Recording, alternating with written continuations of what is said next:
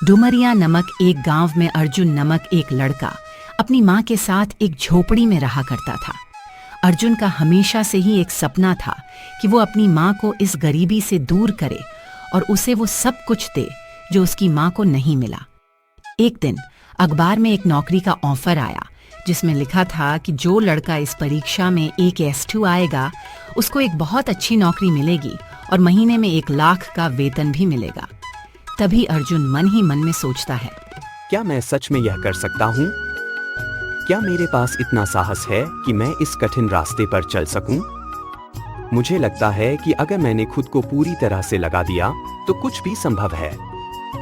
माँ, क्या आपको लगता है कि मैं इस प्रतियोगिता में भाग ले सकता हूँ? मुझे डर लग रहा है, क्या अगर मैं हार गया तो? बिल्कुल बेटा, तुमने जो मेहनत की है वही तुम्हारी सफलता का रास्ता है। डरने की जरूरत नहीं है। अगर तुम ईमानदारी से मेहनत करते हो तो तुम्हारी मेहनत कभी व्यर्थ नहीं जाएगी। हार या जीत की चिंता मत करो, बस अपनी पूरी ताकत लगाओ। याद रखना, जो सच्चाई और मेहनत के रास्ते पर चलता है उसे सफलता जरूर मिलती है। माँ, आप सही कह रही हो।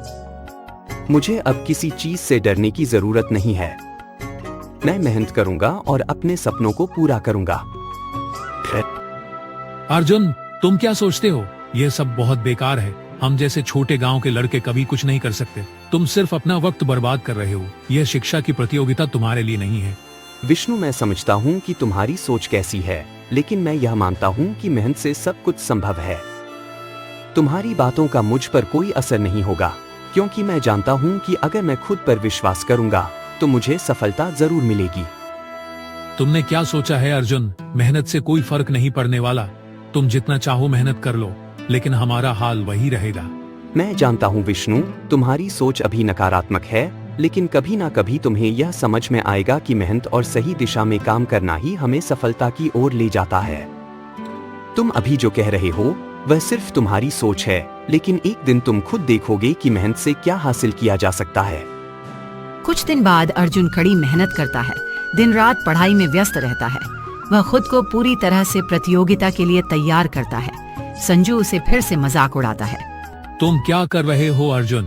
क्या तुम सच में सोचते हो कि यह सारी मेहनत तुम्हारे लिए काम आएगी? हमें तो यह समझ में आता है कि ये सब बेकार है। हम जैसे लोग कभी इस प्रतियोगिता में जीत नहीं सकते। विष्णु, तुम मुझसे बेहतर जानते हो कि मेहनत से ही सब कुछ संभव है। मैं तो केवल खुद पर विश्वास करता हूँ और मैं जानता हूँ कि अगर मैंने सही दिशा में मेहनत की तो मुझे सफलता जरूर मिलेगी। अर्जुन प्रतियोगिता में भाग लेता है, कड़ी मेहनत और आत्मविश्वास के साथ। अर्जुन को प्रतियोगिता में प्रथम स्थान प्राप्त होता है। वह बहुत खुश होता है और अपनी माँ के पास जाता है। माँ, मैंने कर दिखाया। मैंने प्रतियोगिता जीत ली। मैं अब जानता हूँ कि मेहनत कभी बेकार नहीं जाती। इस सफलता ने मुझे यह सिखाया कि अगर हम खुद पर विश्वास रखते हैं और कठिन मेहनत करते हैं तो कुछ भी हासिल किया जा सकता है।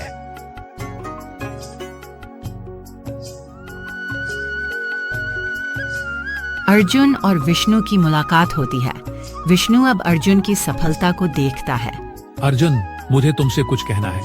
मैंने हमेशा तुम्हारा मजाक उड़ाया, तुम्हारी मेहनत को बेकार कहा, लेकिन अब मुझे एहसास हुआ कि तुम सही थे।